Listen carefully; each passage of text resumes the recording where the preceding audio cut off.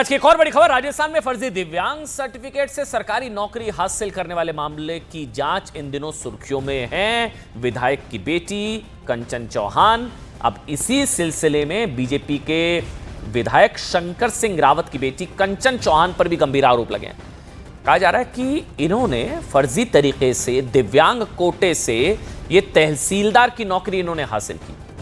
वो दिव्यांग है ही नहीं। हंगामा बढ़ा तो खुद विधायक सफाई के लिए सामने आए।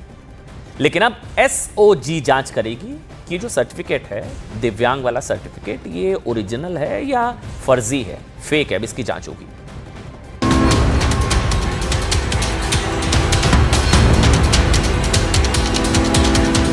विधायक की बेटी पर फर्जी दिव्यांग सर्टिफिकेट का आरोप। नौकरी के नाम पर बड़ा सवाल, सर्टिफिकेट असली या नकली? एसओजी करेगी जांच। विधायक बोले, मुझे फंसाया जा रहा है।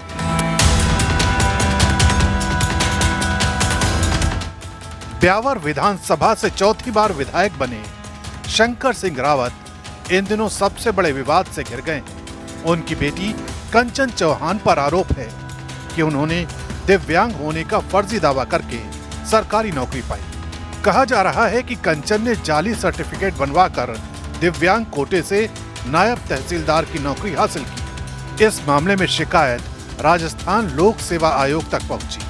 आयोग ने एसओजी को जांच सौंप दी। अब एसओजी पता लगाएगी कि कंचन चौहान सचमुच दिव्यांग हैं या फिर उनका प्रमाण पत्र फर्जी है। ये जो आपके दिव्यांग प्रमाण पत्र है, विकलांग प्रमाण पत्र है, उसको लेकर भी आप जांच कर रहे हैं, तो जांच में कांग्रेस बीजेपी नहीं होना चाहिए। कांग्रेस का लीडर हो चाहे बीजेपी का लीडर हो, यदि उनके बच्चों की कोई बात आ रही तो उनकी भी आप जांच करोगे तो सरकार को फायदा होगा। नहीं तो सरकार का नुकसान तो 2 साल हो गए सरकार को। अब गुड्डी गुड्डी थोड़ा ना चलेगी।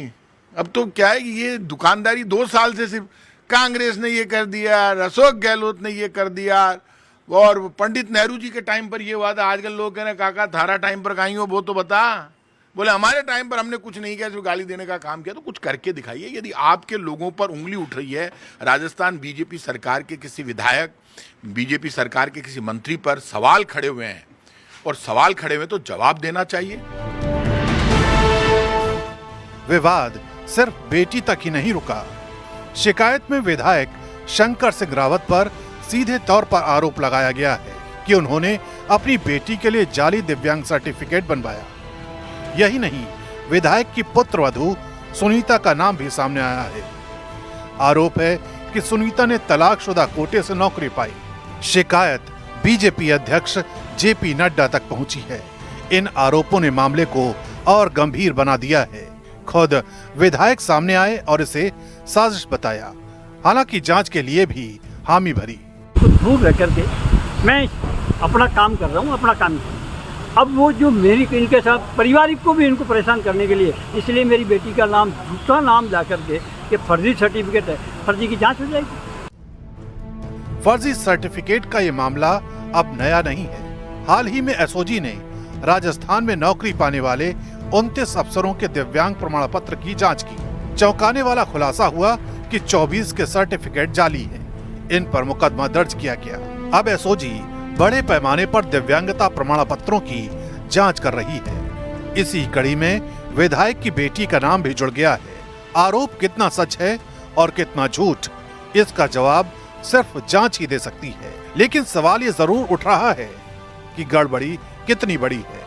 जैसे अब तक हमारे पास 29 लोगों के रिजल्ट्स आ चुके हैं, जिनमें से 24 के बारे में बोर्ड ने कहा है कि पहले जो विकलांगता प्रमाण पत्र इस पे जारी किया गया था वो गलत है, और ये विकलांग नहीं है, ये डिफरेंटली एबल्ड नहीं है। जो भी इन्होंने अपना प्रमाण पत्र पहले जारी कराया था वो गलत है, आधारहीन है। अब हमारी जो जांच है वो इस पे शुरू होगी कि भाई ये प्रमाण पत्र जारी करने के पीछे किन किन लोगों का हाथ था, किन किन लोगों का इन्वॉल्वमेंट था, प्रोसेस फॉलो किया गया था, नहीं किया गया था, और जो भी इसमें दोषी पाए जाएंगे उनकी विरुद्ध कार्रवाई। मेरी बेटी का नाम लाकर फर्जी सर्टिफिकेट से नौकरी का ये विवाद विधायक की बेटी कंचन और पुत्रवधू सुनीता तक ही सीमित नहीं है। ये पूरा मुद्दा उस सिस्टम पर सवाल खड़े करता है जो ऐसे सर्टिफिकेट जारी करता है। क्या कंचन चौहान ने सचमुच जाली सर्टिफिकेट से नौकरी पाई या फिर आरोप सिर्फ राजनीति का हथियार है। एसओजी की जांच इस राज से पर्दा उठाएगी। लेकिन बड़ा सवाल यही है कि सरकारी नौकरियों में बैठे कितने अफसर असली हकदार हैं और कितने नकली दस्तावेजों के सहारे सरकारी कुर्सी पर बैठकर रोटियां तोड़ रहे हैं।